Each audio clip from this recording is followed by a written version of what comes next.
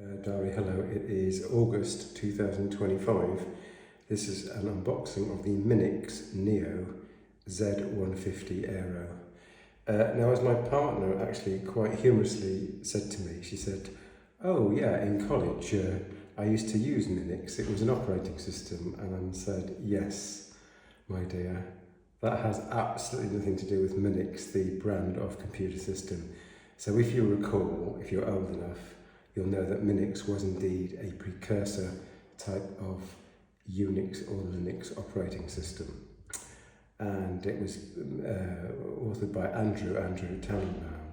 That has nothing to do with Minix, the hardware vendor. I thought they were Hong Kongese actually. I first bought my first Minix computer whilst spending time in Hong Kong. Anyway, that's moving swiftly on. This is a mini PC.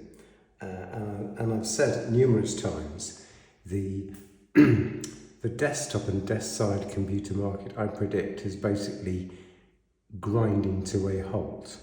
And why? And the why is because small PCs like this can do pretty much everything that you need on a basic computer. And so there's no need to have a large or even small tower case into which you can put a computer.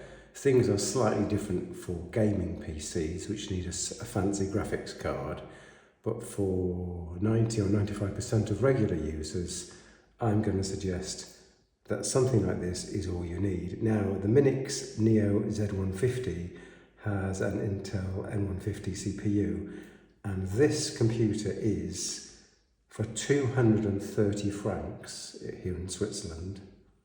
So let's call it, I don't know, £220, £210 in England, a 16 gigabyte memory and 512 gigabyte hard drive with PCIe interface. Anyway, I'm kind of rambling. And by the way, I do apologise for the echo. Let's crack it open. Now, it does say it comes with Windows 11 Pro, which I'm assuming is not activated. That is to be discovered. But for the price, that would seem to be very unlikely, I would say. There's the box, nice hard cardboard box. 4K display output, 1 gig and 2.5 gig Ethernet, Windows 11 Pro and Intel UHD graphics. And there's the back of the box. Okay, let's get the box open. It says silent cooling, but I think there's two versions of this PC. One is with completely no fans, and one is with a quiet-ish fan. So I think this is the one with a quiet-ish fan, and in Switzerland it's 100 francs cheaper. We've got something in multiple foreign languages. Of course, it's the safety instructions. Yeah, don't electrocute yourself with a 15 or 20 watt PC. We have a very small user's guide, English user guide. Oh, well, that's very welcome. It's in multiple languages. We have got look at an HDMI cable.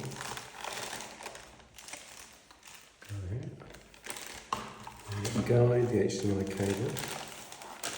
We have got a very small power adapter with lovely. So although this is in Switzerland, I do intend to move it around, and we don't have a decent workstation here of an Intel PC variety, and that's what this is intended to produce. And some screws, which are there for, and don't make a fool of me. PC itself with a bracket, which is here. So let's get the PC out. Some kind of bracket. It could be that you can attach this to the back of the screen. I think that's possibly the idea, because it's so tiny and lightweight. And so here we have everything's unpacked apart from the screws. So I think this metal bracket attaches to the back of the unit, and then you could use these screws here to attach it to the back of a screen with a standard sort of Visa mount.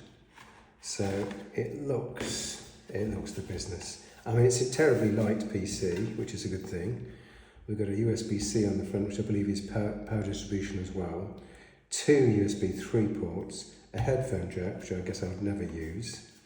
On the back, we've got the 1 gig and 2.5 gig Ethernet. This is just tremendous. An HDMI and a display port, and 2 further USB 3 connectors. It's so lightweight. Now, I've been doing some Googling, and I believe that you can't take this guy apart unless you take the feet off, which is a bit of a flaw. But I did consider the whole situation, and I thought a 16 gigabyte RAM, half a terabyte PCIe M.2 drive is unlikely to be wanting to be upgraded straight away.